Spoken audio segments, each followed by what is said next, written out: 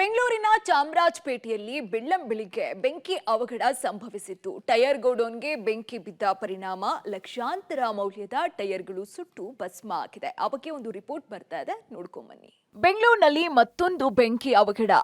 ಬೆಳ್ಳಂಬೆಳಿಗ್ಗೆ ಹೊತ್ತಿ ಹುರಿದ tyre godown.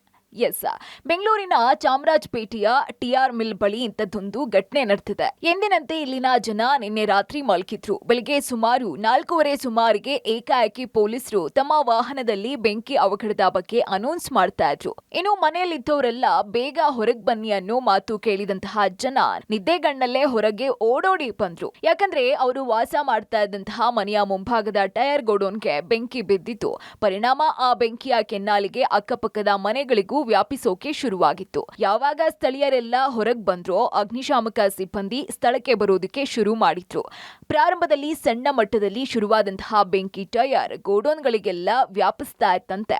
ಹಂತ ಹಂತವಾಗಿ ಬೆಂಕಿಯ ಕೆನ್ನಾಲಿಗೆ ದೊಡ್ಡ ಮಟ್ಟದಲ್ಲಿ ಅಕ್ಕಪಕ್ಕದ ಗೋಡೌನ್ಗೂ ವಿಸ್ತರಿಸಿತ್ತು. ಇಡೀ ಚಾಮರಾಜಪೇಟೆ ಏರಿಯಾ ತುಂಬೆಲ್ಲ ಎಲ್ಲಿ ನೋಡಿದ್ರು ಬರೀ ಹೊಗೆನೋ ಹೊಗೆ.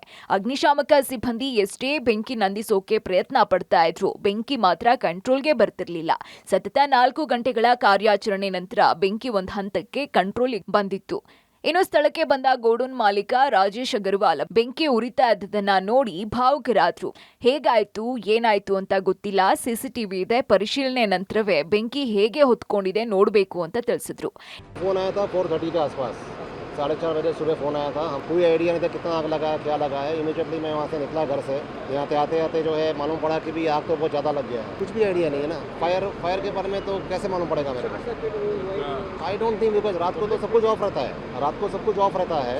मेरे को लगता नहीं कुछ, आई डोंट नो क्या हुआ रहेगा। CCTV कैमरा हमारे पास में है, वो हमारे को कल उसका फुटेज मिलना चाहिए। मतलब मैंने देखा नहीं है, लेकिन हमारा अकाउंट्स में पक्का होएगा वो। ಇನ್ನು ಅದೃಷ್ಟವಶಾತ್ ಈ ಗೋಡೌನ್ನಲ್ಲಿ ಸುಮಾರು 65 ಜನ ಕೆಲಸ ಮಾಡ್ತಾ ಇದ್ದು ಬೆಳಗಿನ ಜಾವದಲ್ಲಿ ಯಾರೂ ಇರಲಿಲ್ಲ. ಶಾರ್ಟ್ ಸರ್ಕ್ಯೂಟ್ನಿಂದ ಅವಘಡ ಸಂಭವಿಸಿದ್ಯಾ ಅಥವಾ ಬೇರೆ ಏನಾದರೂ ಕೈವಾಡ ಇದೆಯಾ ಅನ್ನೋ ಬಗ್ಗೆ ಪೊಲೀಸರು ತನಿಖೆಯನ್ನ ನಡೆಸಿದ್ದಾರೆ. Umesh, crime bureau, public TV.